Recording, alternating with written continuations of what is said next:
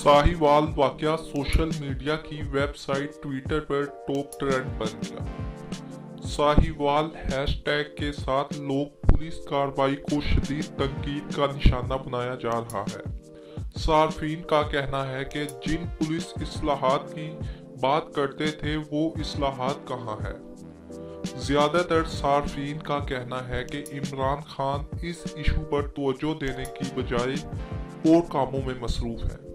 बहुत से सार्फिन ने लिखा, shame on Punjab police, shame on तब्दीली और शेम ऑन सीटीडी। बहुत से सार्फिन का कहना था कि इमरान खान जिन पुलिस इस्लाहात की बात करते थे वो इस्लाहात कहाँ है। अक्सरियती सार्फिन के मुताबिक जिन्होंने ये घिनौना अमल किया है इनके खिलाफ सख्त का एक्शन लिया जाए।